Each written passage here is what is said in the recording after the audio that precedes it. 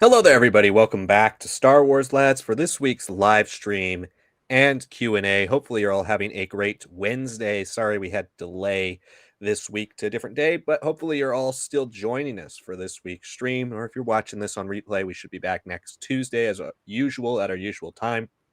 But this week, we had to go with a Wednesday stream. But hopefully, you guys are all having a great day and you're ready to talk about some Star Wars as well as some other things. Again, this is a live Ask Us Anything, so you can ask anything you want in the chat. Make sure you send in your questions, comments, theories, anything you'd like to discuss into the chat, and we will get to them first come, first serve. If you'd like to support the channel via Patreon or YouTube memberships, you can check those out. Certain tiers do grant you priority chat access, so if you're interested in getting a bunch of other perks on top of priority chat access, make sure you check out those programs. The other way to bump yourself up towards the top of the queue is to send in a super chat. So super chat greatly helps out our channel. It also does bump you up to the top of the queue, so make sure you check that part out. More people watching right now than have liked the stream, so make sure you like the stream.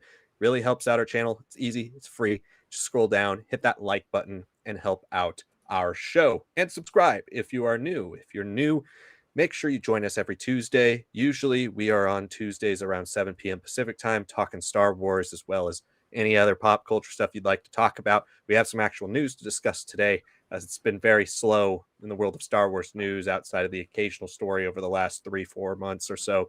So we have some things to talk about, but we cover all Star Wars news as well as take your guys' questions. So if you want to ask us something, if you've wanted to hear our thoughts on a variety of different topics, make sure you join us every single week. So if you're new, hit that subscribe button and join us every week. All right, let's get into our topics here. And we did have kind of some breaking news right before the stream started, about 4 or 5 hours before. Sean Levy on his Instagram posted a teaser photo behind the scenes on the shoot of Star Wars Starfighter. So we're going to talk about that as well as some other top news stories, including Andor's big win at the Emmys. Although it didn't take home Outstanding Drama, it still took home a prestigious award on top of the other awards it took home before. Variety of other smaller topics this week. A lot of smaller scale news stories we'll get to, time permitting. But let's start with the biggest one, which is the Star Wars Starfighter image. You can see it on our thumbnail, but this image has been released of Ryan Gosling and his co-star, seemingly the kind of co-lead of the film, rumored to be his son, Flynn Gray, in on a kind of a floating raft or something, maybe a little speeder, water speeder, and they're in the middle of the ocean. I believe the caption on Sean Levy's Instagram was somewhere in the Mediterranean Sea. And obviously, that's not going to be where it's located in the film. It will most likely be somewhere of significance in Star Wars. But this is detailing that we're not just in a movie called Starfighter going to be in space the whole time. We have some stuff on the coast here in the seas, seems to be off the coast of Italy and Sardinia. So pretty cool. I like that they're going on location with this. I mean, obviously the Mandalorian movie that's coming up, a lot of stuff on the volume, most of it on the volume. So this there's some ways to promote this now with some actual on-set shooting, using some stills from production. And I think now following that trend of these directors who have a little bit of a following, obviously Sean Levy's rise to prominence as a name has mostly come in the last 5 years or so, between Free Guy and then Deadpool and Wolverine, and then now this. He's starting to become a little bit more of a household name, where before he was just kind of that reliable guy who did a lot of pretty good movies, pretty good comedies, but not a lot of people had heard of him. This strategy that seems to have kind of been started in the last few years by James Gunn, releasing a ton of set photos and stuff from his projects, whether it be Peacemaker recently or Superman. This has been kind of a trend to let the filmmakers themselves actually release some stuff rather than being these all promotional stills or magazine shoots that used to be kind of the most typical way movies would market as things were getting into production. So I think that trend continuing is pretty cool. Kind of adds a little bit more personality and personalization, really, to these films, showing that they actually mean something, to the people who are working on them. And this is kind of that first Star Wars film that really feels like a passion project, like it's not an episode movie. It's not a spin-off about a character's origin story or about the origin story of the Death Star plans and stuff like that. This is a new concept, new characters with big name actors and a director who seems extremely passionate about the project. So I really love all the stuff we're talking about when it comes to the promotion so far of Starfighter, and each new image just gets me more and more excited. As for the image itself, doesn't really show us anything, but I think it's going to be cool that we're going to see some water locations. We don't see that a whole lot in Star Wars, especially for maybe action or set pieces. Ryan Gosling and Flynn Gray both look like they're a little ragged. Maybe they've been stranded on sea or they've seen some battle recently. They're definitely more worn in the classic Star Wars sense, and whatever object they're on, whether it be the speeder or something else, it's got that kind of classic, really used Star Wars design. So I think this all looks pretty good. Sonic, what are your thoughts on seeing this promotional image from Sean Levy's Instagram? Yeah, I mean, I'm pretty happy in general just seeing a director kind of put out like you said, the James Gunn sort of way of let's get everyone a bit of a taste of what's coming here. This is Yeah. truly the first Star Wars movie, right? Even if we don't necessarily have an episode 10, 11, 12 lined up, right? We don't have these a Star Wars story name sort of attached to this project quite yet, if anything. This is the first time we'll feel like, hey, we're gonna watch something that isn't spun off of the Disney Plus era. It's not spun off from the initial acquisition. This is the beginning of a new era. And anytime we've seen like directors come into franchises where they can kind of really leave a stamp and really be like, no, we're thinking about every single detail possible.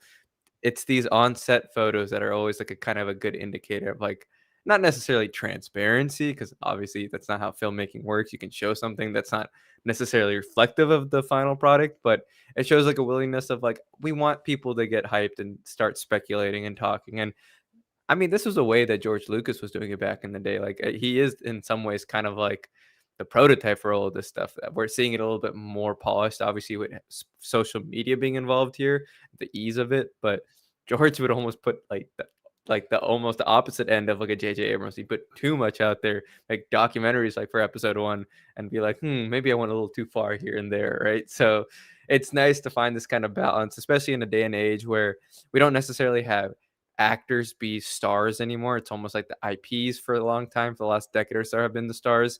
And now we're trying to find this new balancing between like, we need the actors and we need the writers and we need the directors. We need everybody. This is a team effort.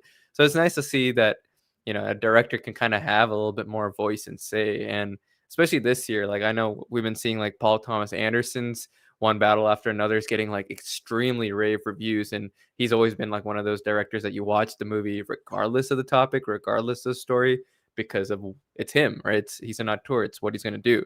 But we're seeing more of these James Gunn directors that they're not necessarily that sort of like classical auteur, but they're like, yeah, this is popular art. This is popular culture.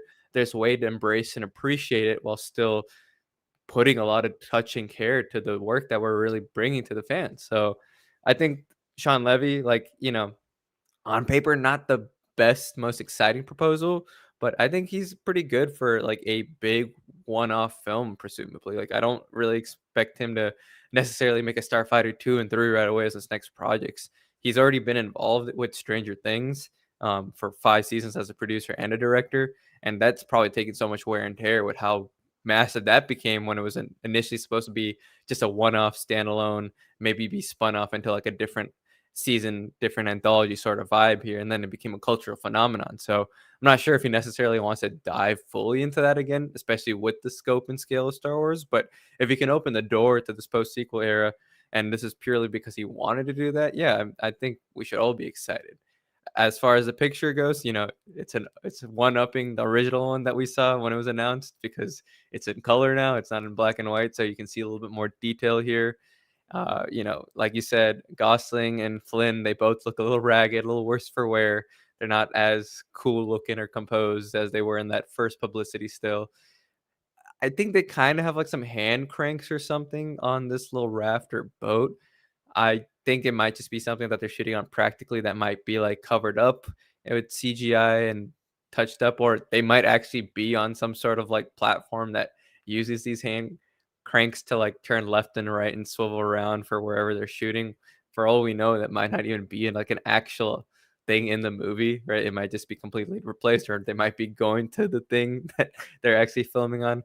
Who knows? But it's still nice. It's still definitely nice to see them be more practical as a whole. Like everything about this film so far has screamed practical, and that's the thing that was always there since The Force Awakens with J.J. Abrams.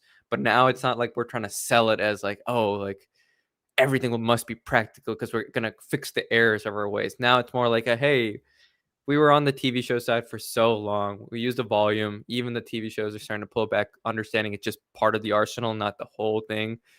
So here we're coming back to the movie theaters. We're trying to make sure that this is a big scale adventure. I get all these little vibes just from just the way this has been released, the way it's been talked about, the sort of cast that they've assembled for this. Like fascinating to see a director who doesn't necessarily have big claim and name to big Hollywood actors until basically Deadpool and Wolverine.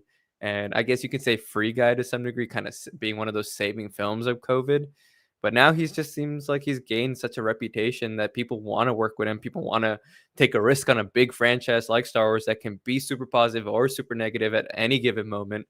And these are not just any slouches. These are big names that are like, yeah, sign me up. Even if it's one film in a post sequel era, like I think he's confident. I think the way he's approaching it is the right way. He's definitely referencing people like Gunn and others. Everything looks good. The costumes look pretty cool too. You know, they've got that sort of nice feeling about the whole sequel era where the best thing I think they ever did was really the costuming. Felt like it was an evolution of like the galaxy has been resurrected again under Rebels. So a lot of that Rebel imagery, iconography is kind of blending into civilian fashion and all that. And then now, you know, I don't expect a huge dramatic shift within a 5-year timeline post The Rise of Skywalker, but we're still seeing like, hey, like this is like an evolved state of affairs. This is an evolved taste of what the rebels were wearing, and now it just became a little bit more of a commonplace thing. And what we're seeing with Gosling wear, it definitely looks like tubing and all that. That kind of the padded tubing that's very common in the 70s and 80s of Star Wars looks. Definitely feels like this could be him wearing kind of racer wear more than necessarily Starfighter wear too. But all of it looks really cool. Very excited.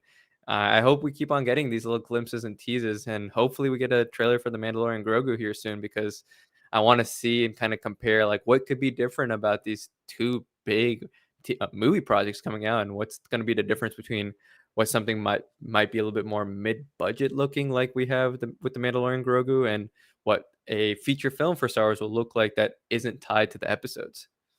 Well, that was where I was going to go next. I wanted to broach the question here too of like, is it a little concerning that we haven't seen anything from Mandalorian and Grogu officially except the little like poster art image they put out almost what, a year and a half, 2 years ago when they announced they were making the movie?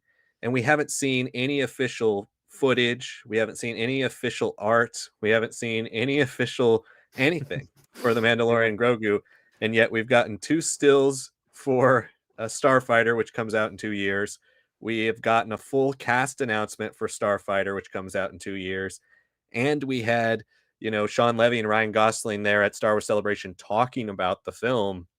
I mean, as early as John Favreau and Dave Filoni have ever appeared at a convention to talk about Mandalorian and Grogu, right? And this was before they even started shooting. It was before they finalized everything with pre-production. I'm wondering what you guys think out there, and I'm gonna, pass the question over to you next. And like, why have we not seen anything from Mandalorian and Grogu? And I feel like that's a movie. I mean, I was adamant when we had Star Wars Celebration. What was it now? 5 months ago, almost, that we were getting a trailer for Mandalorian and Grogu because that's our first Star Wars film back in theaters for the first time since 2019, and we left off on kind of a sour note. Regardless of what you think of Rise of Skywalker personally, overall consensus was negative with critics, and it was negative with most of the fandom. And so you left off on kind of a sour note. You saw box office declining through each of the three Star Wars mainline films, episode 7, 8, and 9, even though they all made $1 billion. Post Last Jedi, you saw a decline with Solo barely making any money, and we can put that on marketing. We can put that also on the massive budget that it had for making the movie twice, And then Rise of Skywalker made $1 billion, but it kind of barely cracked $1 billion, and that's not what you'd expect for your final movie in the Skywalker saga, right? So, for all intents and purposes, Star Wars in theaters was declining from its previously high standard. Your first movie back is an adaptation of a TV show, and most people know it only as a TV show. And a lot of people have no idea this movie's even coming out unless you're in the Star Wars circle. And so we might be the wrong people to ask, and you guys watching us might be the wrong people to ask because you're probably embedded in the Star Wars news cycle. But it just seems to me to start promoting with this, they either have extreme confidence that Mandalorian and Grogu is going to do well just because it's Mandalorian and they're expecting the iconography of the Mandalorian and the names of Pedro Pascal and Dave Filoni and John Favreau and Sigourney Weaver to sell the entire product, or they have some things they might be wanting to tweak and fix and change up with that film. And this one is kind of their big star-studded project that they want to get out there and start building hype for early. Now, I kind of feel more in line personally with just how smooth the Mandalorian and Grogu production seems to have gone, that this is just a project they might be a little bit more concerned about doing well at the box office. And so they're like, hey, let's start building hype 2 years early for this. Let's start getting people to know it exists, getting new shows to talk about it like ours, to start hyping people up and letting people know who don't know what this is and don't know that it was announced that this movie is coming with Ryan Gosling. I'm assuming it's just to use the time and like the hype of production for this, especially in kind of a September that doesn't have really any super high profile blockbuster films coming out. Really a fall season for the first time that we don't have a major like pop culture film coming out. And I wouldn't, really count Avatar as like a major pop culture franchise. It's a huge franchise, obviously, and a lot of people love it, but it's not superheroes. It's not Star Wars. It's not like the main nerd culture, right? So maybe they're just using this cycle of kind of slow nerd geek movies that are we don't really have anything coming from Marvel or DC or Star Wars or Star Trek or any of the other big franchises right now, and they're trying to kind of capture a little bit of that news before we start getting more Doomsday stuff, before we start getting more Spider-Man stuff, before we start getting more Supergirl stuff. That might be their play here, but I do find it a little concerning that we're now less than a year broaching the like 8-month mark until The Mandalorian and Grogu comes out. A lot of people don't even know it exists, and they still have not released anything for it, not even an image, nothing. And all, unless you're somebody who found the leaked footage online, unless you're somebody who was there at Celebration, you probably don't know that movie's coming out. And so I find it a little odd that we're going so all in on Starfighter, which is great because I want that movie to do well, but there's almost nothing for Mandalorian and Grogu. I don't know. What are your thoughts, Sonic, on that we haven't gotten really any promotion for Mandalorian and Grogu? Well, I think it's I mean, there's so many moving pieces to that answer, honestly, but one, I think they have the sense of we wanna go back to sort of the organic marketing that had worked for, like, the sequel era. I think they're trying to get sequel fans and the kids who grew up with that to kind of jump on board with the same way as how we were when it was 2012, 2013, first hearing about these things, first seeing these little tidbits from JJ and all that.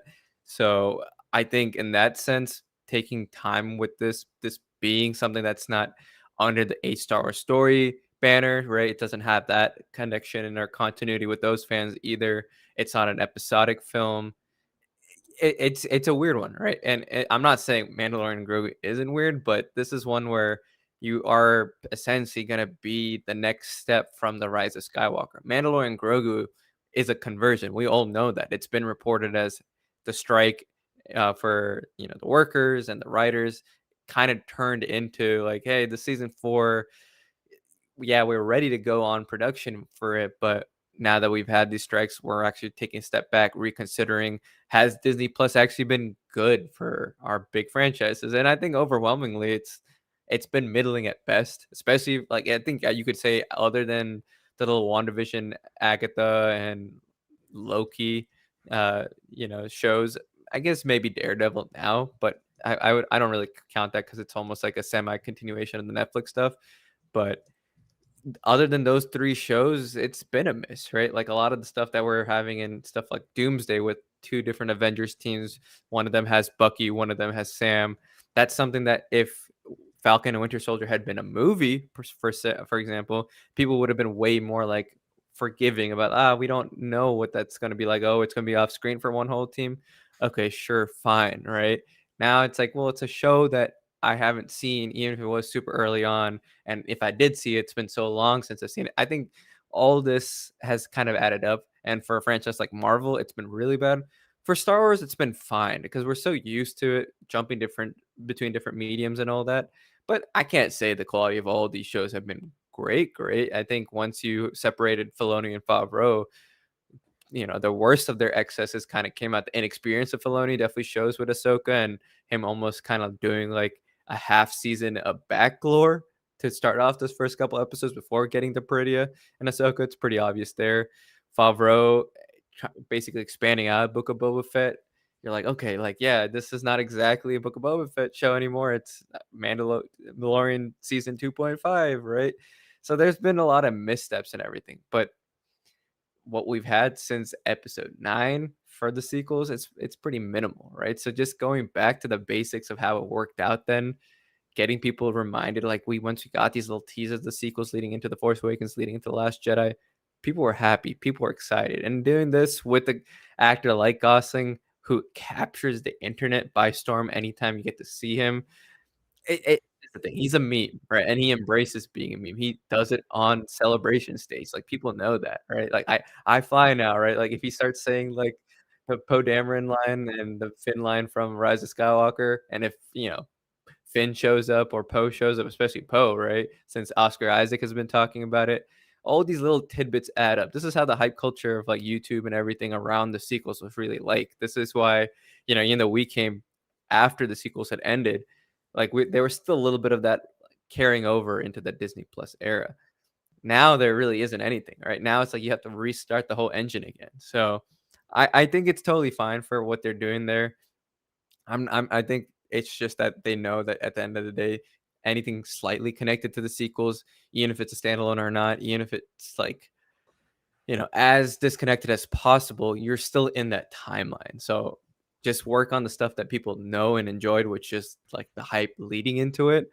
And, all the feelings about the sequels and all that, all the world building that they're trying to do now, maybe in 2 years will feel like on much more stable ground. And that's why they're doing this partial drop so earlier on and trying to really lean on, hey, these are big name actors. This is Gosling, this is Amy Adams, this is, Aaron Pierre. Like they're trying to do that. They're trying to get that in your head. Oscar Isaac tidbits have been floating around. Like they're trying to get just little breadcrumbs for us to like grab onto, the latch onto. Mandalorian Grogu though is where it's complicated, obviously, because it's like, yeah, that conversion of this TV franchise that was never really supposed to become this big, and then it just became such a big rebuttal to how people were feeling by the end of the Rise of Skywalker. They weren't ready for that, and you can feel that by the time Book of Boba Fett rolls around and what comes off afterwards. So maybe they're trying to go back to like not having anything known about this stuff, right? Maybe they're just super confident. Maybe they're still working on things because it's more heavily done on the volume. I don't know. I do totally believe that they're trying to do a little bit more of this organic viral marketing method of, hey, there was a trailer release for this, but you can only see it in theaters because I went and saw Avatar: The Way of Water, or not The Mhm. Way of Water, Fire and Ash, right? I think that's for sure going to happen. It would be really nice if they could attach it super earlier on, like for, for example, the PTA film that's going to come out, One Battle After Another. I don't think PTA works for Disney, no. So it's probably not something you could attach. But I think yeah, Tron could be the place. Tron is the one that people have been talking about recently for sure, right? So maybe that's what they're trying to do. I know we got the Odyssey trailer when it first came out a couple months ago, and people are like, "Oh man, that's it's not anywhere online for like 3 4 weeks at minimum," and I want to see that, especially because it's fully shot in IMAX. Tom Holland's in it, like everybody's in it. Like, what's that like? It's the Odyssey being adapted by Nolan. That's like a huge thing, and I think it worked. It got people interested to just come and see the trailer. Right? I mean, Star Wars has a history with that. Meet Joe Black was where people got to see the episode 1 trailer. Yes, that's a pre everybody have, the internet on their phones and accessibility, but maybe they are trying to do a little bit more of that organic viral marketing for Mandalorian and Grogu. Captured does not knowing anything about the Mandalorian leading into that first season, and then combining it with like, but once they return us back in the world, it's like a flash that's all of a sudden it's on you, right? We've seen so much of the marketing for all these Disney Plus shows. Like, it's been really bad for Star Wars. I'd say the only one recently that's been on it, maybe the Acolyte, and they really made a big push for it, but it was like completely on socials. There really wasn't great TV ads.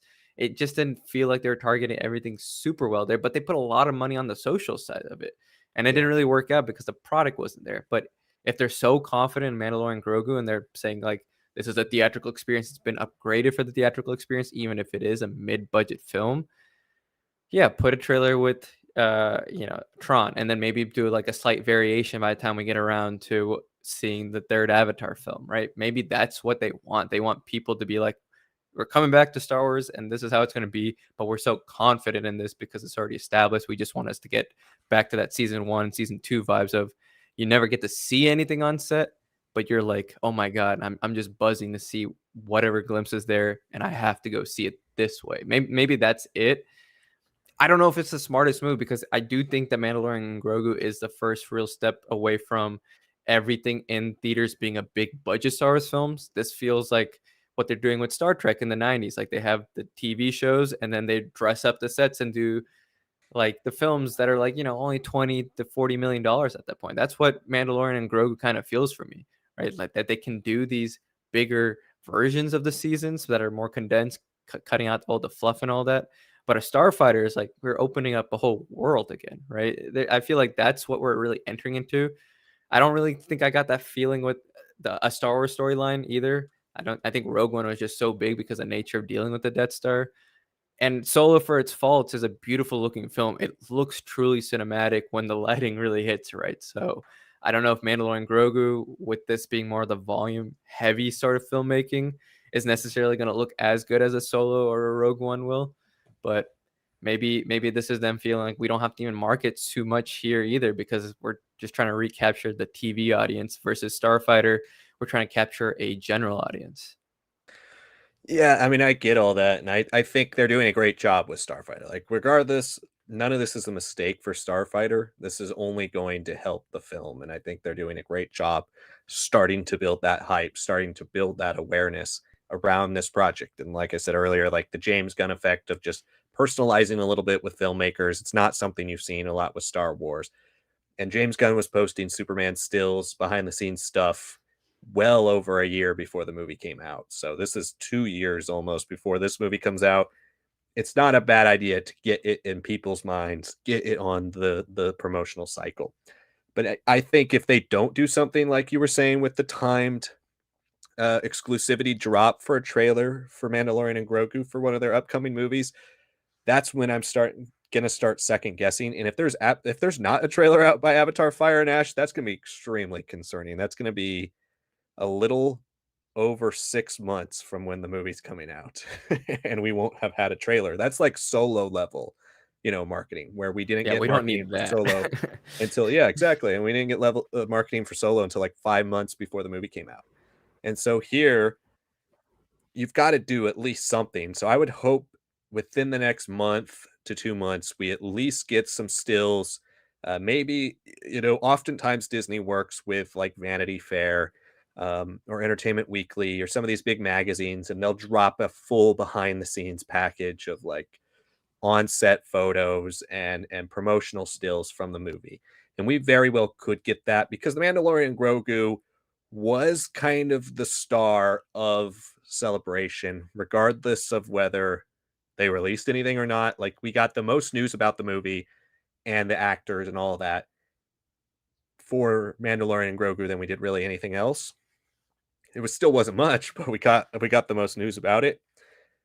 But I do think, like, where's our poster for it? Well, they at that time they only released a poster, just the generic like logo on a black rectangle. That was our poster for Mandalorian Grogu from Star Wars Celebration. We didn't even get a poster.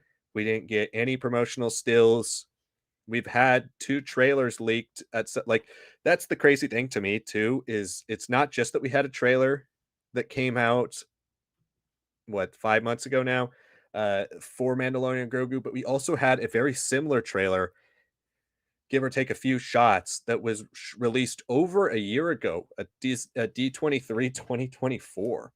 And so they've had that footage, they've had those things that they've, have considered ready enough to show to two different cons, two different Disney exclusive cons, and yet they've not put any of it out to the public.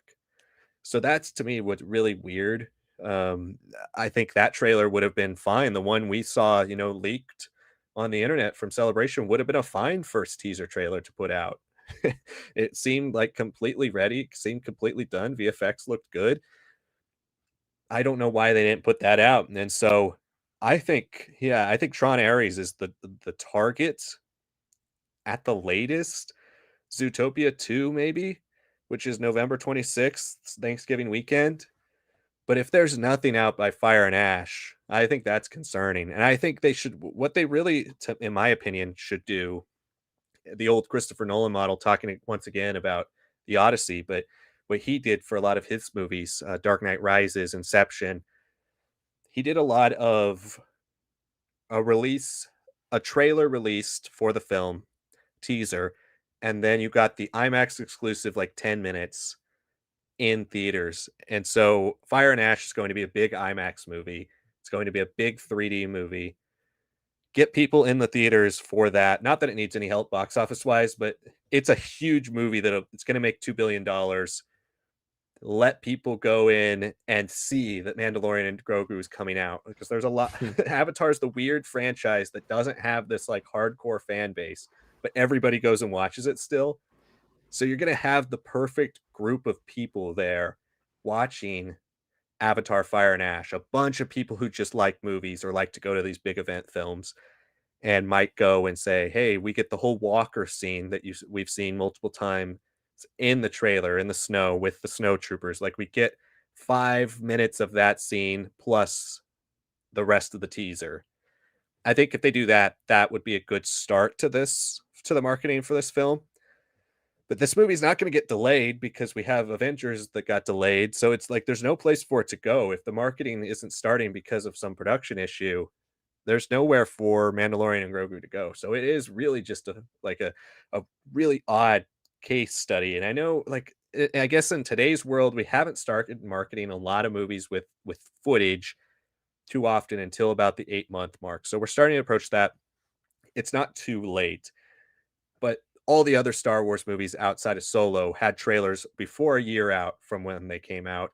Then they had at least a teaser, then they had full trailers. Like, all we kind of have to compare it to in the world of Star Wars are the films that were released before COVID. And so this is definitely a different strategy.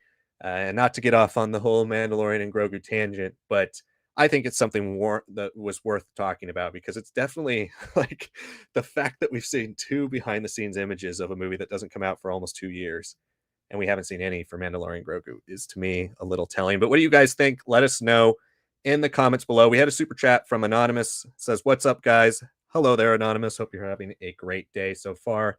Cecily gave us a green heart. Thank you for that. Hope you're enjoying the stream. A lot of great questions from you guys in the chat, so make sure you keep sending them in, keep firing them in, and we're going to get to them as soon as we can. Again, first come, first serve, but we try to get a little bit from everybody. So keep sending in your chat. You probably will get on the stream tonight based on what we're looking at. And if you send in a super chat, guarantees your chat on the stream tonight. You can also check out our Patreon and YouTube membership programs, where if you're of a certain tier, you get priority chat access for every single stream.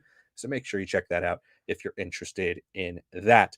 Let's talk about our second big story, and then we'll move mostly to the chat for the rest of the stream. And that is Andor. We talked about it last week. The Andor had won 4 Emmys for more of what they called the creative Emmys, which was most of the technical side. Like it won special effects and stuff like that. The big one last week was editing, that I thought was a pretty cool win for it. Talking about the Oscars, and we had a big conversation last week about award shows.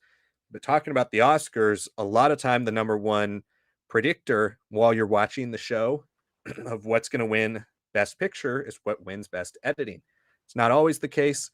A lot of times, if you have a special effect heavy film, that wins Best Editing, and you don't that often doesn't win Best Picture. But if you have a lot of films that are more independent style nominated for editing, films that are a little less flashy, whatever wins Best Editing wins Best Picture. Didn't think that was going to help it win Best Drama Series, and it did not win Outstanding Drama Series, but it did take home a pretty impressive Emmy win, especially going up against really a crowded field of Emmy nominees this year. And it won Outstanding Writing for a Drama Series for Tony Gilroy, which is absolutely a phenomenal win. I mean, I think just honoring Tony Gilroy's work on the film was worthwhile, even though it didn't take home the big award. It's just nice to see that he won something for putting out such an incredible product that is so creator driven, that is so auteurist, and everybody you hear talk about Andor who worked on the project always gives it up to Tony Gilroy for his work on there. And so I was really excited to see him take that home. The winner of Outstanding Drama Series was The Pit, which seems to be a little bit of a surprise win. I think a lot of people had that as a top 2 or 3 contender, but what I was hearing was it was Severance's to lose, and it ended up going to The Pit. So very cool for The Pit. Andor also didn't really take home any other awards, but still Outstanding Writing is an awesome award to see it win. Very happy for Tony Gilroy. Yeah, Sonic, what did you think of Tony Gilroy and Dan Gilroy taking home that award for outstanding writing in a drama series, one that's pretty prestigious as when it comes to Star Wars shows at the Emmys? Yeah, I mean, I think everybody who is a Star Wars fan is gonna be like, "Oh man, Andor should have won it. Should have been that." I don't disagree, but I am kind of more understanding about why this happened, right?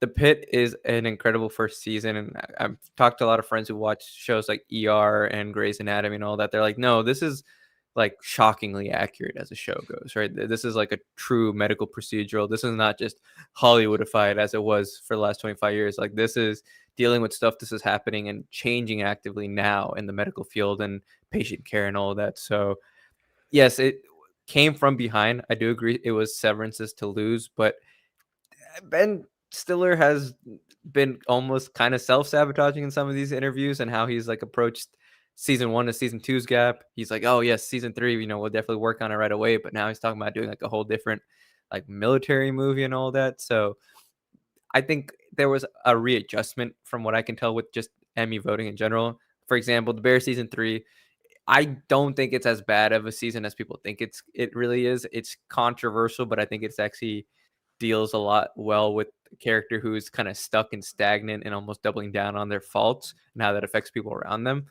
Do I think it's filled with fluff? Do I think it's been stretched out between season 3 and 4? Yes, I agree with that. But the biggest change for that show, for example, was that it was always winning stuff as a comedy. It's very comedic at times, don't get me wrong. And season 3 is actually the most directly comedic of all the seasons up to that point. But it was more of a drama, right? And it felt weird for people.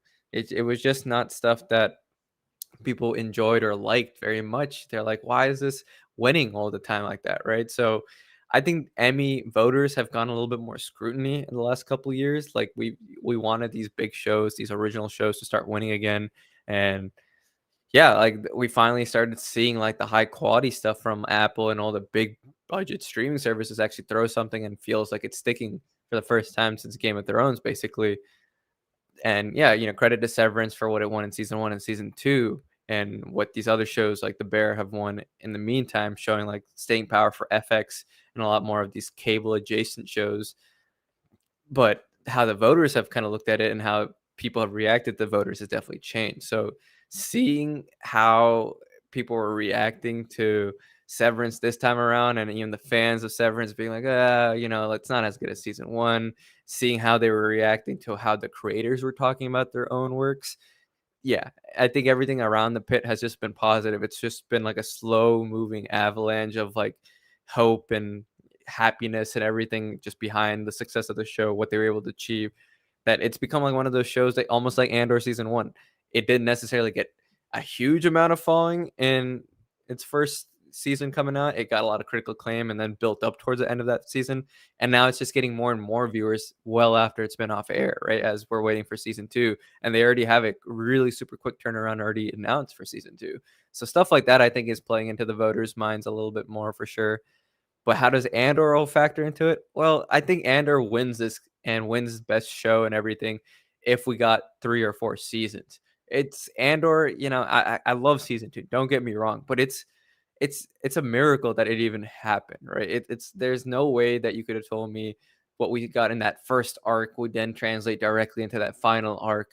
That's just basically setting up all the final pieces before Rogue One, and not necessarily dealing with every minute detail, not dealing with the fact we don't really see K2SO and the development of his journey with Andor, not seeing how long the Gorman Massacre is truly fomenting, not seeing the role of the TIE Avenger and all these other different small rebel groups, how unorganized they are, but they're so much more stronger by the second arc. Like these are things as lore enthusiasts, as fanatics like us, will harp on more. And I think because this is a show that ultimately is going to be watched a lot more by diehards of Star Wars and people who are like just super drawn into the show because of the political nature, the way it's talking about commentary about our world and uprisings and all that.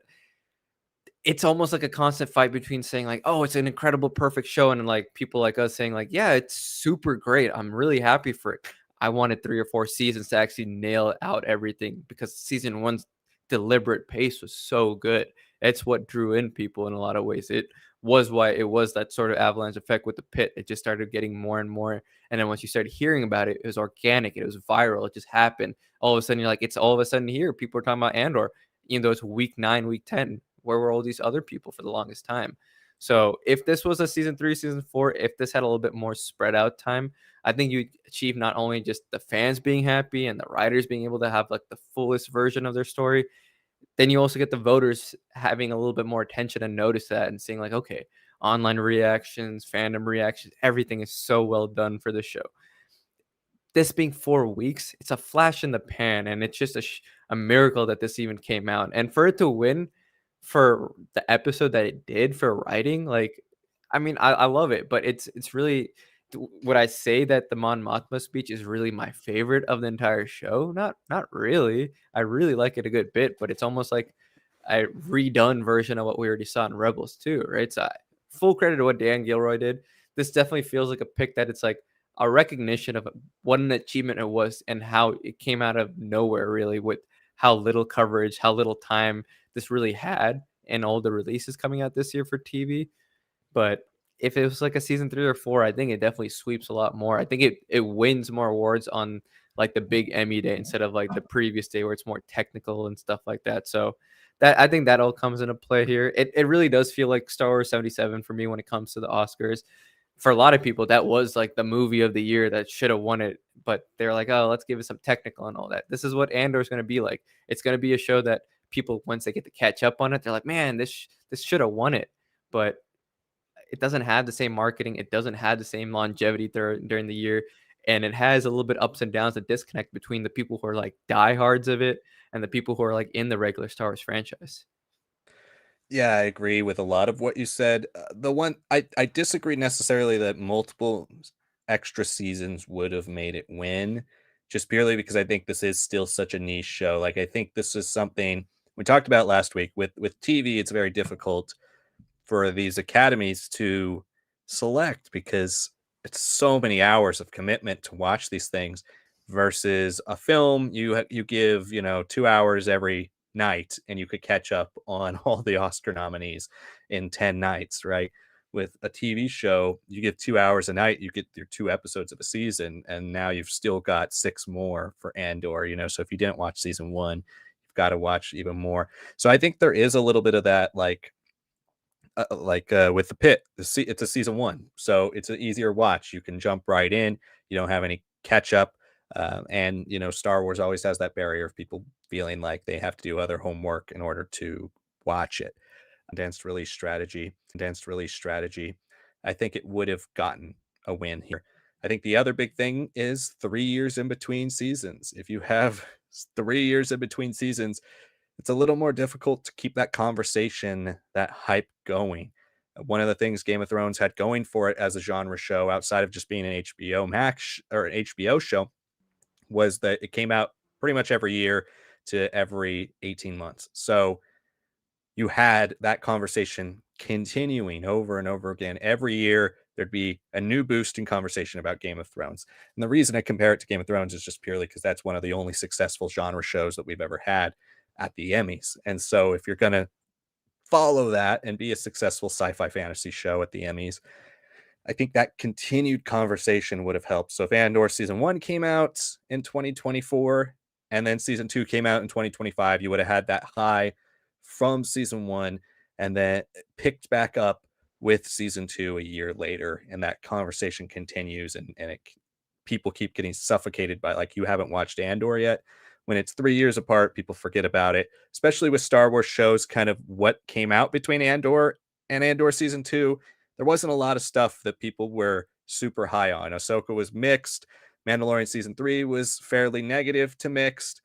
Acolyte was extremely negative. So there, in the world of Star Wars, there wasn't much hype for TV on Disney Plus. Marvel wasn't helping either. I think a lot of that played into a factor in it not winning more. But regardless, I still think this is a great Emmy to win. Andor season 1 didn't really win too many things, and so having that, like, a couple prestigious awards with editing, writing, that's still a notch on the mantle of Andor, regardless of whether it took home the big prize. But I do think this was as good a year as any for it to win, considering you had a lot of new shows, a lot of shows with their first real shot at winning, and some of the big mainstays, even from HBO. Even though it was an HBO show that took home the Emmy, they probably would have thought it would have been The Last of Us that might have taken home the Emmy. And The Last of Us, according to most people, myself included, who watched it, took a big step down. Now, I'm not a huge fan of the game, the second game story, so I was already expecting that step down, but I think they could have improved a lot of things, and they didn't. It actually kind of got worse than the game even was. So, uh, some of the big high profile shows were there to be had. And I think with maybe a little bit different strategy, or with closer released seasons, there are a lot of things that could have been done over the course of Andor's lifespan that would have guaranteed it that win, because this was a year that they could have had it. And they didn't get it, but that's too bad. But oh well. Andor will still live on amongst Star Wars fans, especially as one of the great shows of all time. And as people continue to find it, once Disney Plus hopefully has a few more prestige shows that they subscribe to Disney Plus to watch, people will continue to check it out and find it. And hopefully, in the next 5 years or so, Star Wars starts to resurge as a major franchise, and we get that Andor resurgence as Star Wars fans who have left the franchise, or casual fans who have left the franchise, come back and discover maybe some of the stuff from this era that they decided to skip because of their overall dissatisfaction with the franchise. What do you guys think about Andor's wins at the Emmys? Let us know in the comments below. So we're going to turn to your guys' questions for most of the remainder of our stream here tonight. Make sure you keep sending in those questions. We will answer all of your guys' questions. If you'd like to send a super chat, guarantees your question on tonight's stream. If you want to join our Patreon YouTube membership programs, if you're of a certain tier, you get priority chat access for every stream. So make sure you check both of those out. We have a lot more people watching right now than have liked the stream. Really helps us out. Easy to do. Scroll down, hit that like button. Really helps our stream out, get out to more people. So make sure you do that. All right, well, let's turn to the chat here. And as usual, we got it started with Critical Thinker. Thanks for joining us again tonight, Critical Thinker, who says, which New Jedi Order writer besides Matthew Stover do you think depicted Jason Solo best? Lucino in the Unifying Force did very well, and I think also Kathy Tears and Balance Point. Kathy Tears is an underrated one as well, because that's still when Jason was going through his, like, I'm not going to use the Force anymore phase. And it's really the end of the book that kind of breaks him out of it. So that's a That's an interesting one because she does. It's not really my favorite part of New Jedi Order is Jason's predictable, like, I'm not going to use the Force, and then oh, now I'm going to use the Force again. A switch, I think it's handled all right, but it just kind of brings him down through the beginning of that initiative. But she does do a good job of handling his kind of twist. But I would say Lucino for sure. I think the way it all culminates throughout Jason's journey, a lot of the more dull moments or the moments that feel kind of like frustrating for him as a character in the beginning of the initiative, they all wrap up and then, come to a head officially in Unifying Force. So I would say Lucino is the best one outside of Stover. Yeah, I mean, I think it's a good point that you bring up with Cat the Tires with Balance Point. It's it's a weird arc for him, but it's one that has a lot of payoff by the back half. And it's because, I mean, this is the kid who was like an animal lover. He was like always super excited about like just engaging with nature and everything. And then to where he ends up by the point of ending, unifying force, you're like, what happened? Like, how does this even make sense? But the back half is pretty strong. And that what Dyers does in Ballast Point kind of like being like almost like concluding part of him finally breaking out of his like reluctance is like the nicest way of putting it. Just his whole detachment, really. I think it's super well handled. I want to say though, Vector Prime, I think is one of the good examples because like you have to understand so much of Star Wars as you know it with its canons, with its tiers and everything. Like New Jedi Order has such big weight into how we looked at even tiers of canon back then because that's Del Rey taking over from Bantam and Bantam. All these writers were just putting stuff out at the same time. It was only more towards the end of Bantam that they were like really considering how does characterization line up? How does this chronologically make sense? Like, why is so much happening? And all the heroes from the original trilogy are always involved in everything, right? Del Rey didn't necessarily have to be connected or care about any of that stuff. What Salvatore got with this book, obviously, he got a lot of hate for killing off Chewbacca, but he has to reintroduce everybody. And I think he does a pretty good job. Like, he does a good summation, right? He doesn't want Jason, for example, like to be like, oh, the Jedi have to always be going out and doing stuff, right? It should be more about the Force and how you look within and do that. And I think a lot of that philosophy that he has at the beginning of the New Jedi Order is pretty well summarized in Vector Prime.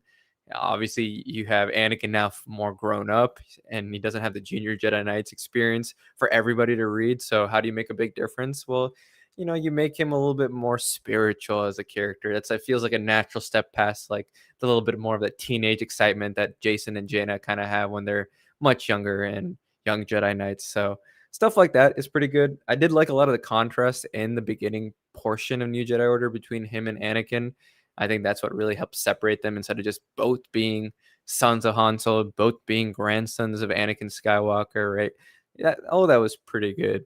But again, like a lot of the first half of New Jedi Order is so dependent on making Anakin like the actual chosen one, the new chosen one of the story that Jason is almost kind of weirdly like held back. Jaina gets to like act out so much in the books, but yeah, I think Vector Prime is where all three's summation of the best parts of their Bantam characterizations, the first initial steps for those characterizations past that is laid out. Then you get balance point for him. Then obviously Traitor, and then you get to Unifying Force. Obviously, there's Dark Tide and all these other duologies that happen that he has portions and parts in. But yeah, I mean, I would say balance point and then just Vector Prime because it is bringing everyone up to speed without necessarily having to read everything, and you really do understand the starting blocks of that character before he gets his full transformation on how he looks at the Force, how he wields the Force, how he handles losses in his family, and just the war in general. Critical Thinker's next question was if Anakin Solo was in Legacy of the Force, how do you think things would have changed? Would Cadus have stayed good? Would Anakin have been able to talk him down? Or would Anakin and Jaina both have to fight him? Well, I mean, I guess the true answer really is it would have been up to whatever the writers wanted them to do because they wanted Cadus to turn bad. He was going to turn bad because it's already, you know, not extremely aligned with the version of Cadus that you see coming out of New Jedi Order for him to turn, but it is significant amount of time away from that. I would say I think he'd have a much harder time turning. I mean, obviously, it's one of the main impetuses for him turning. Anakin, he names his ship, the ship is named after Anakin. Um, he has a direct connection with Anakin specifically in New Jedi Order that's a pretty strong, more adult bond. Obviously, he and Jaina are twins, and so there's that connection that's always there, and it's there throughout the rest of these stories, and obviously, in Legacy of the Force, it's there. But the stuff with Anakin, like you were mentioning earlier, especially in those early books and what they do in New Jedi Order, and it's still really up for debate whether Lucasfilm is the reason Anakin died or not, or whether it was always intended to kill Anakin. Depending on who you talk to, it's a different story all the time. But Anakin is set up throughout that series to be the counterbalance to Jason in every way, not just light and dark, obviously, but Anakin is truly Han Solo-ish. He's more impulsive. He's Anakin Skywalker in a lot of ways, even before Anakin was, even a character, right? So he's impulsive. He's the one who acts on instinct. He trusts himself. He trusts his power and the Force. It is really, I mean, besides the death of Chewbacca, it's something that he believes in, and he's always willing to trust his powers and his ability and his calling. Whereas Jason has a more contemplative approach. He's a little less impulsive. He does things by thinking about them, but then slowly starts to lose a little bit that when Anakin is gone. When he loses that counterbalance, he's able to give in to his emotions more. He finds that balance later on, but then obviously you get Legacy of the Force later. So I think overall, I mean, the story itself, they would have still turned him to the dark side, and I think it would have been just as tragic, if not more so, to have both siblings fighting him and trying to have to pull him back. But I think it would have been much harder thing to characterize Jason's fall if Anakin was there. The trauma out of the Yuuzhan Vong War is something that everything he goes through haunts him for the rest of his life, no matter what version of the character is depicted throughout the remaining stories, right? So having that trauma, and then on top of that, losing his brother, who's extremely close to throughout that entire series, and somebody he looks at as not just a little brother, but he's kind of there to protect him. He's not protecting him is a failure to him, throughout Young Jedi Knights all the way into New Jedi Order. That role of the older brother, I think, is something that's can't be discounted as a continued impetus for his fall too. So I feel like while still tragic if Anakin had lived to have his fall, and maybe even more so because you would have had that direct play. Um, Anakin's death is a continued reason for why he ultimately did. I don't know. I mean, I am of the opinion that I think Legacy of the Force didn't necessarily have to have Anakin fall, at least not fall in such a similar way to Anakin. That's the thing that's always bummed me out as the prequels kind of went on and you wanted to make more and more parallels happen, especially with Darkness being the first time that they have the completed prequels. So it's like now we can really connect all the dots that are missing from New Jedi Order. That would have been pretty interesting ways to like scale up and look at how some of these conflicts come back again and again and again. But I mean, the problems begin with Darkness, right? Okay, if you say Anakin survives, right, then I think you're almost undermining so much of what is it what Jason learns by then. Like the ends don't justify the means. Every death matters, right? That's a huge thing for him. He literally ages 5 years or something when he has the oneness with the Force, and he has a full mastery of everything in that moment. Something that his brother achieved in a heroic, more classic way, but for him, it's like wow, like there's a very different type of Jedi that's been able to achieve this, right? So I really did like how it's all handled by the end of New Jedi Order, and you leave the Raiders with Lucino, with everything that's come, even if it's been up and down to some degree, you're like, okay, it feels like everything's been built up to that point, right? So that back half of what makes Jason such a compelling character for a lot of people it kind of comes because Anakin's dead, right? So if he's alive, does he still say more that introverted, spiritually, idealistically minded guy?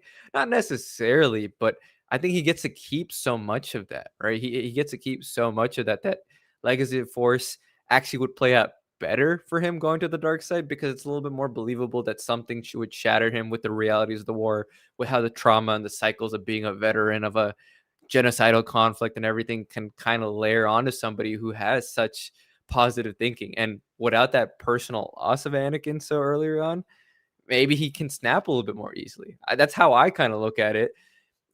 But the thing is, what we have with like Darkness of him kind of becoming the sort of Force junkie, where he's traveling around with the Aang monks and learning all these different parts of the Force. If you wanted him to fall still, right, and to have Anakin be part of the story, it'd almost be have him like be like, no, I want to chase that oneness that I had at that point, right? If Anakin never achieves oneness, but he achieved it, right, still with most of the pieces of the story intact, then I can see that being like a thing that, oh, I need to understand everything about the Force, all the esoterics of it. And then now I can really make the changes to what I was saying about earlier on, like when Vector Prime and Balance Points there, where he's super critical and worried about the New Jedi Order era of politics in the New Republic, how everybody, all these politicians feel very self-serving, how they don't really think they're actually caring for the people in the galaxy, what their parents had strived for, what his uncle has strived for. So having him kind of then go into that militarization mode that he has in Legacy of the Force, but because he wants to actually just chase all senses of power, right? I think that'd be pretty interesting. Like you could say Anakin doesn't do that. He's not a Force junkie in that same sense. He's just gifted, right? But his fall is precipitated by what we see in the Clone Wars with the Jedi continuously failing him, withholding information for him, Palpatine manipulating him, him just being kind of war criming everything, but ultimately cracks because he wants to save Padme, right? If his grandson Jason is like, no, like this is what's necessary. Maybe he sees that vision before a little earlier on of his granddaughter on the throne, but he sees that he's like, this is the only way I can do it by chasing the power, by making our lineage stronger than ever before, right? And he starts justifying more and more stuff. Maybe Legacy of the Force can play out a lot of very similar ways, and I think it would be pretty good for his character. I find a radical disconnect between what we have with Legacy of Force and what we have with New Jedi Order. Because if you read Legacy of the Force, and I'll be honest, I read a lot of Legacy of the Force before I read New Jedi Order. I actually found it pretty interesting to read as a story. I thought it was the whole idea of the Corellian conflict and everything coming up. The idea of you know the reformation of the Jedi Council and the power structure within the government by Luke, all that actually made sense to me, and that's what allows Jason to almost very easily step into the role and kind of take over as like a military dictator in a lot of ways. All that works for me fairly well. But then once I start reading New Jedi Order, I'm like, but that's not the character. That's not where we left off with him. That's not how his transformation and the view of the Force for the Jedi has been left off. So it never really sat with me, right? I think if you kept Anakin alive, you don't even get anywhere close to the legacy of Force. But like Liam said, ultimately it comes down to what the writers wanted, right? We don't really know what they would have done.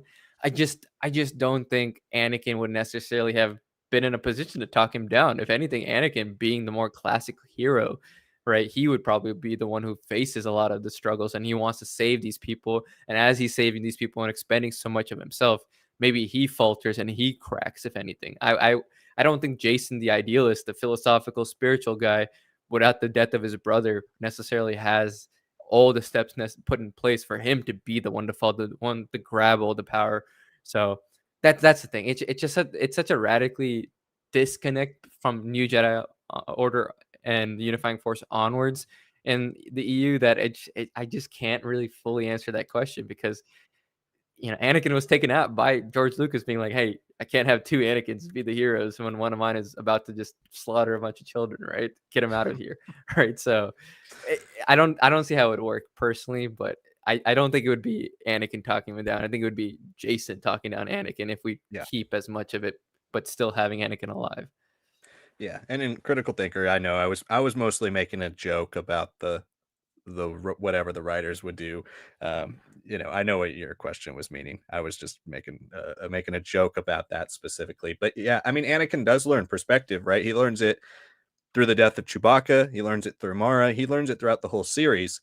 he's just cut down right after he does. And so Chewbacca to me is like that's the most perfect representation of Anakin throughout the series, and I think ultimately who he would have become. And I mean, it really truly is the namesake. Like it's crazy how close they got it without having the prequels that they got Anakin to the actual namesake of the character, because he carries the weight of that with his relationship with his father for multiple books, but really it's his drive and his motivation and his like just ability to accept the burdens and like the expectations of who he is and his family and what a Jedi means to him, and just kind of the purest good warrior form of the Jedi that pushes him past like, okay, Chewbacca died and I was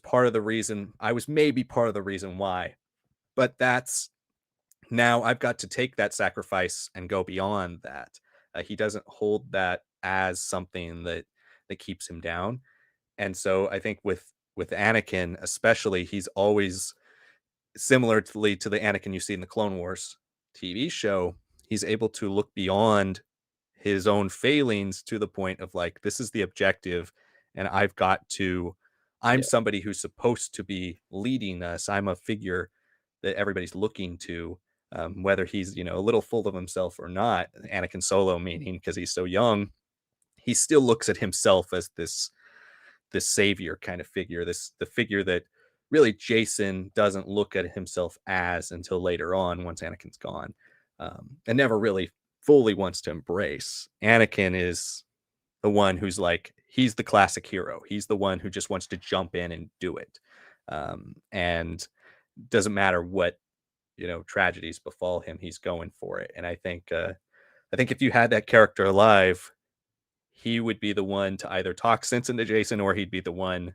like in the prequels, Lumia would have been going after to turn to the dark side. Because if he was truly, if his journey truly played out the way it was kind of set up to supposed to in New Jedi Order, he would have been the one that would have been the legendary figure of the galaxy that everybody would have been, that would have been a massive win for the dark side to turn to the dark side, similarly to Anakin Skywalker. So, yeah, so thanks for that question. Appreciate that one.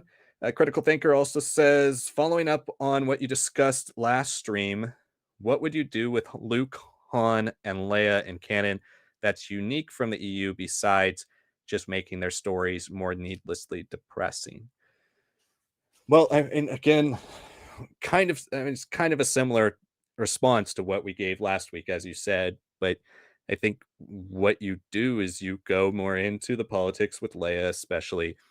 Leia is more entrenched in the politics, continuously entrenched in the politics of the New Republic in canon, seemingly. I mean, obviously, we don't know her story yet, but seemingly she's more entrenched in the politics than she is in Legends, where she kind of comes and goes. Early in Legends, she's obviously extremely political. A little bit later, gives in with a little bit more of the Jedi side. Then they have obviously the Jedi and political split in Legends. They're not on the same page. Where in canon, it seems to be a little bit more cohesive. But again, we don't really have any stories, so it's hard to really tell what they could do.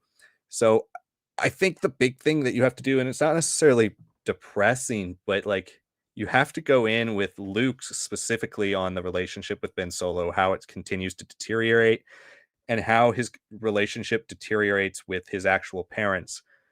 Comparing it to Legends, right? Jason and Jaina don't join Luke's Jedi Order because it doesn't exist yet, but they don't join it until they're like, what are they, like 12, 10? So they don't join till way later. They're older.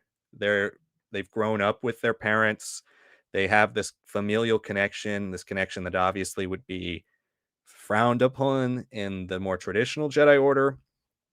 Versus in Luke's, we know that 5 years on into New Republic canon, he's starting to build his Jedi Order, which is, way earlier than he does in Legends. And so if obviously Grogu turns down being his first student, if Ben Solo is his first student, That would put him at like 6 years old or so by the time Luke starts training him. And so that's a lot younger. He has a lot less time to develop with his family. He's developing in the Jedi Order with somebody who seemingly doesn't have children, with other people, other kids who are pulled away from their families, with a less rigid structure than the Jedi Order originally had. So I think a lot of that is building the Luke Ben dynamic, which is something The Last Jedi really wants you to have a strong investment in, but since you don't really know the backstory, it's hard to fully understand what's there between the two of them in that final standoff, other than Ben destroyed the Jedi Temple, and which, again in the comic, he doesn't. Somebody else blows it up, and Ben is standing there. So there's a lot there, and I think that's the heart and soul of these three characters at that time, because how Han and Leia play off of that, letting their son into Luke's hands, which The Force Awakens tells us is the reason Luke flees into exile, is because he feels so guilty for letting Han and Leia down. That, or at least that's what Han says. Luke feels guilty for letting them down, letting their son turn to the dark side, that he flees and hides. Part of the reason, obviously, things will change, but I think that's the crux of everything, building that relationship between those four. You can't just build between the three of them. You have to have Ben Solo a part of it, because he comes into the story so early, so much earlier than Jason, Jane, and Anakin. He's a lot older than Jason and Jaina. He's 5 years older because he's born right after Endor. Like a year after Endor. So, and in Legends, he's born 5 years after Endor. So there's a 5 year gap between Ben Solo and Jason and Jaina that you would have to play up on. So that's one specifically, that type of story I think you would need to go in and really build and expand upon the four of them and how they relate to each other, because so much of the sequels is built on Ben and his connection to each one of them, as he kills his father, as he contemplates killing his mother, but ultimately decides not to shoot at the ship, as he attempts to duel his former master and wants to kill him and is so angry at him. There's a lot of stuff there that you have to all play off of Ben. So I think that's the core of it. And there can be highs and lows in that, just like there are in Legends with the relationships between the kids and their parents. But ultimately, I think Han's journey and Leia's needs to be one that you also explore simultaneously to that, because I think Luke and Ben are a duo. Han and Leia are one that I think the push and pull of like politics and the weight of that Han's feeling. You see that a lot in Legends, how he's struggling to be a true leader, and it's kind of the missions where he's allowed to get a little grimier and dirtier and use his underworld connections and all that stuff that helps him. But in canon, there's stability a lot faster than in Legends. It's obviously the illusion of stability because the First Order is building. But in Legends, you continue to have these fights and these conflicts with the Empire, even once the New Republic is established, for years and years and years and years and years. I mean, and they still exist and still control parts of the galaxy up into New Jedi Order, and then you have the Second Galactic Civil War. So they never disappear. Where in canon, we're led to believe that the Empire disappears at some point. Originally, it was Battle of Jakku. Now, assumingly, it's after this Thrawn conflict in the Mandalorian. The Empire's going to disappear. Everybody's going to feel safe. So that push and pull, where like there's no longer wartime. What is Han Solo doing, and how does he sit there with nothing to do when Leia's building a government and his son is off with Luke? What's his role? And so I think that focus on their relationship, the strain that they have from that, and how Han, I think maybe making Han a little bit closer to Luke in that regard. Like maybe Han's the overbearing father who like shows up on weekends at the Jedi Temple. He's like, hey, I want to take my son out for a trip, and Luke's like, we're doing training today. Like I think that push and pull between the two of them is something that they can definitely focus on, and only having one child to deal with instead of three, and then later Ben. In Legends, there's kind of this weight on Ben Solo, and we've talked about that in the past in streams when you've talked about ways to redeem Kylo and Ben. I think one of the reasons he's so angsty, it's similar to Anakin, is there's this weight on this kid as this, the golden child of the Skywalkers, the only child any of them had, right? He's the next generation of Skywalkers. That's something to focus on, especially if he's a celebrity amongst the rest of the Jedi Temple. um, Being just one person, that's something I think that you deal with that, and how does it play off the parents and stuff too. So I mean, it's really an open-ended question, obviously, because we don't have any structure for it. You can go anywhere you want and you could tell endless stories. Again, I'll say this, like I say every stream, and I've said for 2 years since I put out a video about how Mara Jade can still be canon. There are the amount of time between where we are in the New Republic currently with Thrawn and the sequels is about the length of time you have between the Thrawn trilogy and Legacy of the Force. So it is a significant, gigantic piece of time with very, very few stories in it, and almost no major canon checkpoints outside of 28 ABY, Luke's Jedi Temple falls, and Kylo turns to the dark side. So you have so much room, and even 28 ABY is after New Jedi Order, if you want to put it in Legends terms. So you have so much time to play with these characters. You can tell endless stories. You don't have to have one defining thing. Like, hopefully there's multiple book series and multiple things that build off each other. Hopefully we get a Bantamara and then a New Jedi Order style. Like, you get a multiple initiatives that build these characters up. But ultimately, so it is extremely open-ended, but I think that's where you go. You got to focus on relationships with characters, and you have to build off of Ben Solo and how he connects to everybody, because he's ultimately kind of the crux point into the sequels. And you can't just ignore him. You have to obviously make him a better character, and you have to try to build him up as an actual, fleshed out person, um, into whatever we get in the future. And Jar Jar Jargon said, jumped in and immediately all talking about Mara Jade coming in. Yeah, I mean, I really want Mara Jade in canon. I've been wanting her in canon forever. Posted videos about that on our channel for years. I think my first one was over 2 years ago. So I'd love to see that. I'd love to see her introduced, whether she dies at the hands of Ben Solo, whether she dies. I personally, if she's going to die before, the sequels, and she's not in hiding, personally, the way I would have her die is because of something Ben accidentally was kind of involved in indirectly. Not that he indirectly kills her, but like, he makes a mistake that ultimately causes her to die, because I think that's something that builds tension between him and Luke, but also it's not necessarily his fault. You can sympathize for him, ultimately up into his fall. So I think if you're going to kill Mara in canon, you do it that way, or you have her live on. We talked a few streams ago about how you could have her live on. When somebody asked us if Amy Adams could be Mara, I think the only way you do that is you'd have to trick Ben. You'd have to make him think that she died, because otherwise, well, like, why is he not going after her throughout the entire sequel trilogy? Especially if she had a kid.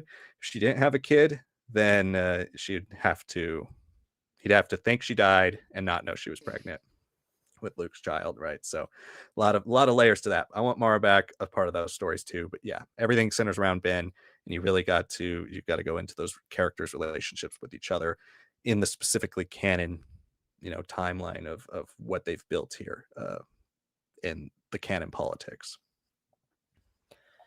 Yeah, I mean, there's a lot that I absolutely agree on there. I think to start off with the Mara point, I said it last week, and I'm gonna say it again this week.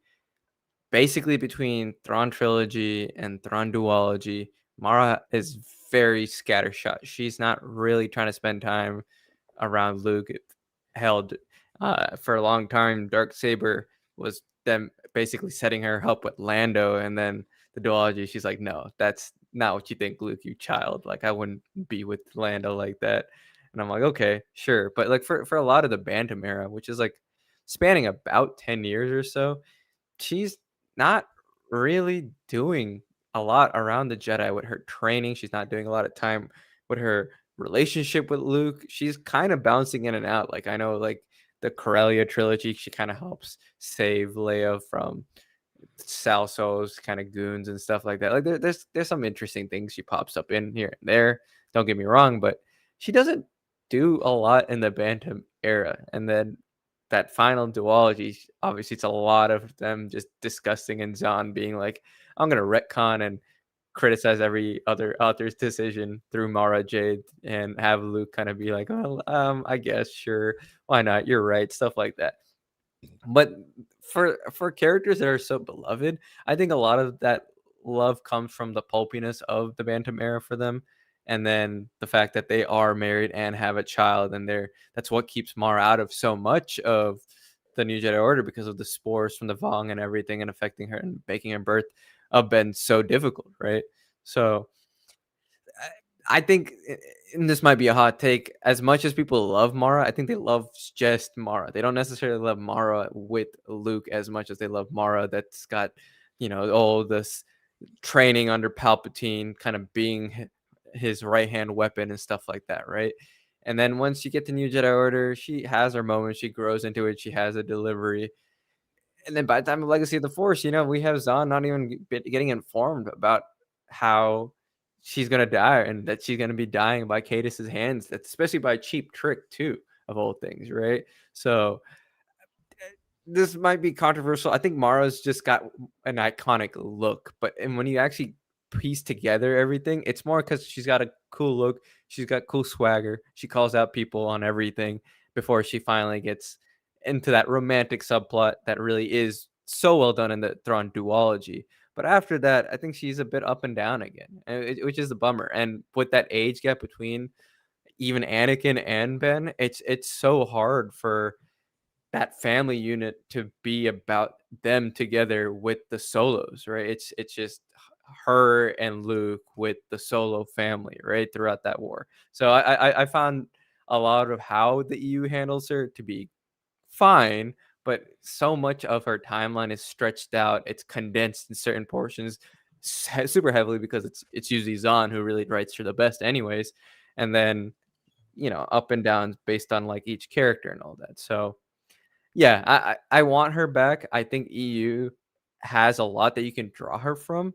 And yes, I'm not gonna disagree with the Jaina and Anakin mentorship. Yes, that's where she gets to be the cool aunt. That's where it's awesome for her. But the family unit between her and Luke and Ben, because of that age gap with them and the solos, I think is was a bit of a miss when it comes to the EU. It would have been so much nicer to have Ben Skywalker by Legacy of the Force have already been a little bit more established, right? The fact that he's kind of going through the trials and tribulations that Jason and Jaina and Anakin went through because he's basically their age by Legacy of the Force.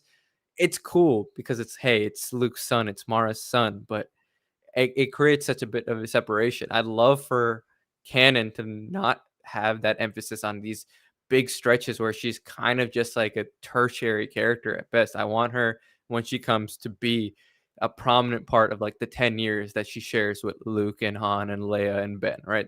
And like Liam was saying, I think I really do want it to be that Ben might have some direct role in her death or disappearance, but it can't be like fully on him. It's like circumstances forced him to make a tough decision, or he was inexperienced, or just things went wrong, or Mara had to sacrifice herself for Ben. Like, build up that weight for that character. Build up that like these mistakes, while partially on him, shouldn't be all put on the kid himself, but because the responsibility of that family lineage, because of the darkness that is an underlying part of their grandfather's legacy and all that, and the voices in his head, like that should all scramble him up, right? As much as it pushes them away from him and causes a little bit of tensions and fractures between each individual member of the family with him and maybe even amongst themselves, that weight building up on the kid has to be displayed heavily, and how that interacts when they're all put together in a certain room. Like, this is a kid that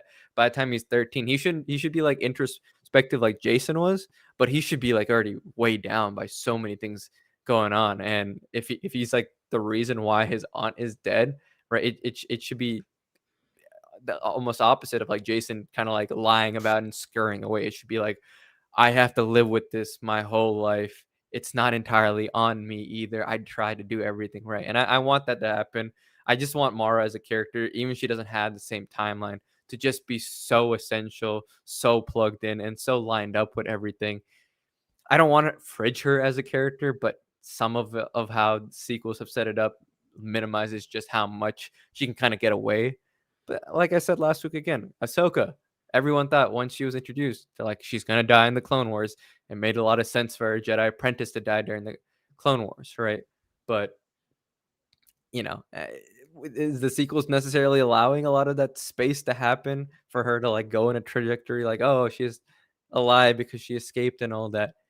I mean, we can. It's just I hope whatever is written and shown in visual media, it's done well for those characters. It's done well to actually have care and sensitivity for the Skywalker blood lineage without like underplaying Rey because she has been formally adopted by Leia, by Luke into that Skywalker lineage. Even if she's not by blood, it's because of the goodness in them, of them overcoming evil, of overcoming the most evil in the galaxy and Palpatine and all that. So yeah, that's how I would tinker with a lot of the Mara stuff. I just think that she has so much of her swagger in Bantam era, but it's so condensed in 2 parts that it carries a lot of her characterization moving forward, when I wish she had a lot more richness going with her and her own individual journeys that and, you know, line if it lined up well with the family units, I think that would have been a lot easier for her, but it doesn't because of Han and, you know, Leia getting busy very quickly versus Luke having the whole responsibility of the Jedi Order kind of holding him back. And is canon going to even have space for him to do that with how early he started? Maybe, maybe not. I don't know. It'll just be very interesting. But if there is no kid from him and Mara, that does allow Mara to be a lot more independent of a character and actually focus on her training and focus on her role in the galaxy, which I think would be very interesting because those are the things that once she kind of just accepts and falls in love with Luke, she's just kind of plugged in like everybody else when everybody else has gone movies of development, has gone their own Bantam era of development, and every little thing building them up into the family structures that she's just in by the start of the New Jedi Order. Well, we're gonna have to call our stream here right now. Daniel Cybrian says, "Can you guys wish Luisito a happy birthday? Happy birthday, Birthday. Luisito." Um, we also had Anthony, YouTube fan, asked if you could see the Starfighter image. It's on our thumbnail. Check it out. We're working on revamping our lives so we can get images in here because we have a pretty limited live structure right now. We want to get a little bit more flow to it, but yeah, hopefully you checked out our thumbnail. You can see it there. But yeah, we're save your guys' questions if you didn't get it on tonight. We'll be back on Tuesdays as usual next week, unless you guys prefer Wednesdays. I mean, again, we're usually pretty flexible between the Tuesday Wednesday mark. We brought this up in the past. Seems like we had a fairly decent turnout tonight, some new people. So if you're new, thank you for joining us. Make sure you join us every week. A lot more people watching right now still than have liked the stream. So make sure you like the stream. Really helps us out. Easy to do. Just scroll down, hit that like button. Also subscribe if you're new. Make sure you check out all our content. We've got streams every single week. We've got lives. Live, same thing. We got shorts 3 days a week, Monday, Wednesday, Friday. We got videos every week. And we've got polls twice a day, every day. Still running our tournaments over there. There's been seemingly a little confusion on what's going on over there. We still run tournaments to see who's the best Star Wars character of all time, what's the best Star Wars movie or TV show of all time. Make sure you check those out. Check out those results documents. They're pinned to every single one of the polls as well. So make sure you check all of that out. Thank you so much for watching tonight, everybody. We hope you all had a great Wednesday. We enjoyed talking with you, and hopefully you join us next week for our next live stream and Q&A. Thanks so much for watching, and we will see you all next.